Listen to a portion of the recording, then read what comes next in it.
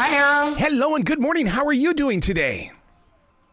I'm doing well. How are you? Absolutely fantastic. I'm very excited to share a conversation with you because I believe that we are experiencing a new evolution in first-time home ownership. And we need shows just like this to be the teacher so that people can experience it through the show. Then we can go out and we can become smarter students as well as buyers. Absolutely. And I'm excited that Oprah, took the chance on the show and said, hey, I think there's an appetite for real estate TV, and I'm so excited to be the face of it. One of the things that we're experiencing, especially just north of you here in Charlotte, is that there's a transition with the older generation giving up the homes to the younger generation, but what's happening is they're coming from condos and they don't know how to work on their lawns. Will you put focus on this? That there's a reason why there's a homeowners association?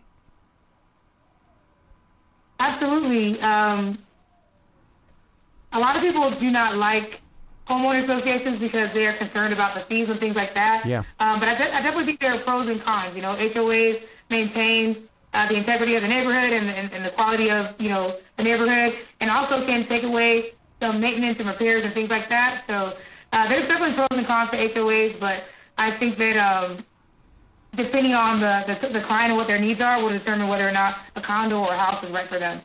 With the new rules with the realtors' commissions, I mean, this has got to be a game changer because is that going to thin out the herd a little bit, or do you think this is still going to be a better way to buy homes? Honestly, I definitely think that I'm not a fan of the changes. I think that it makes it a little bit harder for buyers to get into homes, because the reality is that at the end of the day, buyers were always, paying the commissions. They were just rolled into the entire deal, right? So it's a little bit of a semantics issue, but I think that it's just going to be more important now than ever to partner with a knowledgeable and a resourceful real estate agent that has the negotiation skills and the advocacy skills to make sure that the buyer is taken care of and that they ultimately can get into that home. So there definitely are strategies to still kind of make it happen and to negotiate and make sure that the buyers are taken care of. But I would say that it's going to be more important than ever to work with a realtor that knows how to do that. The show we're talking about is First Time Buyers Club on OWN. One of the things that I have really studied over the past year or so is that the first-time buyers are coming into these older homes and they're refurbishing them 100% to make them smart homes. Is it cheaper to buy the older homes more than the newer homes? Ooh, well, I definitely will say, as a realtor, I have to say everything is market specific, but I would say that in general, it typically is, you'll see this on the show. I almost don't want to give it away, but we explore this a lot on the show, so if you're interested, definitely watch.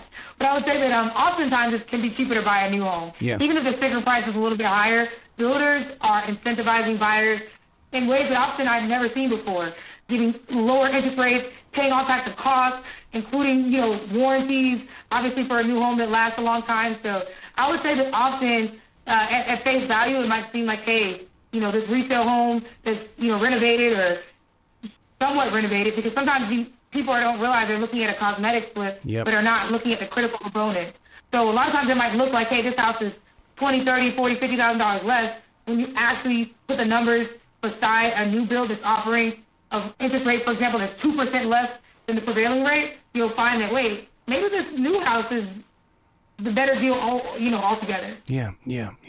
The pitfalls in homeowning. That's the one thing that I just wish people would go into it. I mean, I realize that, we're educated by making sure that we get the closing costs down and the loan and all that. But there's always going to be that pitfall of that upkeep in the end. That's a tough one to bite into.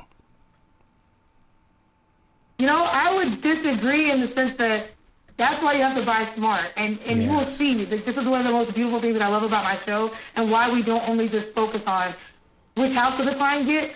We really kind of peel back the layer and show the insight about why the client picked that house and show some of the misconceptions that they were able to overcome and be educated on throughout the process. So I actually really strongly advocate for my buyers to buy a product that, again, is either new or renovated, because then you're not worrying about roof, AC, plumbing, electrical, those things down the line. And especially when we throw in warranties, we can make the purchase a lot less risky than it might appear at first glance when buyers, I think, are buying like they did maybe in the 80s, 90s, even early 2000s when it's like, hey, buy a fixer-upper and, put some equity into it and put some sweat equity. And it's like, I'm not saying that that's not something that you should do today, but I would say with the current rates and prices, it doesn't hit the same. It's the best way I can say it, as just maybe spending a little bit extra, or finding those great programs or builder incentives that can make, the whole picture come together and be more affordable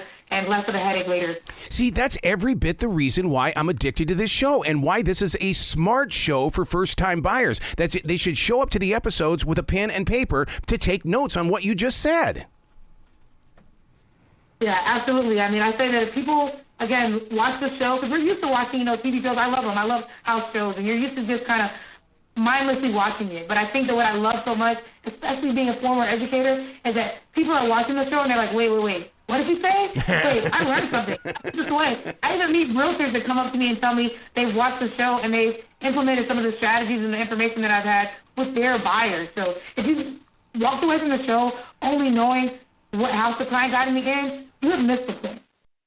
Now, when it comes to home owning, and especially for first-time owners, now, can we slip condos in there too? And the reason why I bring that up is because Charlotte is really becoming a condo city. They are coming up everywhere, and they're buying them. So is that still considered a home?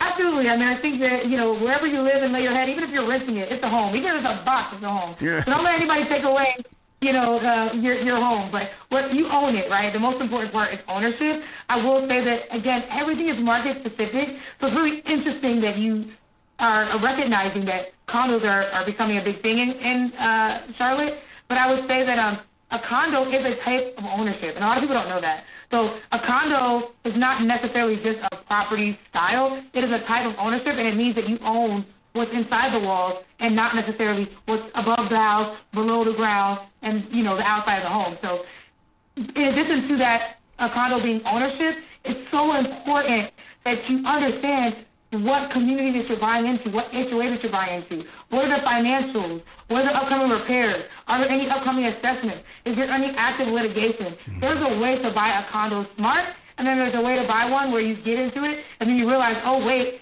there is one owner that owns 80% of the units, and if they decide to stop paying for things, the entire property is, value going to go down, or they can change rules for the association that then impact you and your affordability in your condo. So I would say the biggest takeaway for buyers in Charlotte is that you want to make sure you buy a condo or you investigate and learn about the condo association that you're buying into. Yep. So you understand if it's a healthy investment or if it's a little bit more risky, then you can make that decision for yourself. See, this is what I love about you. You ask the questions and then you question the answers, which leads to another question again. That's what I love. You break things down, and that's what we learn from this show, First Time Buyers Club. Absolutely. That's my former educator. Education background, I always wanted to maybe be an educator. I come from a family of educators, and I so love how practical it is that what I do every day is that I get to educate people, and I get to see them through real time to the end. When you're teaching in the classroom, it's like you give the information and you just hope, it pays off in the end. But I love how I can take buyers through the journey and kind of see it come to fruition in the end. And the beautiful thing about my journey is that I've actually had several first-time buyers start a career in real estate. Some of them are even on my team. And I actually even have some of my prior students, my top seniors, that are joining me in my real estate journey as well. So it's been like a full circle moment to not only help buyers, but then watch my buyers and my former students get into real estate as well. I love it. Please come back to this show anytime in the future. The door is always going to be open for you. Thank you so much. I had a great time. Well, you be brilliant today, okay? You too. Thank you.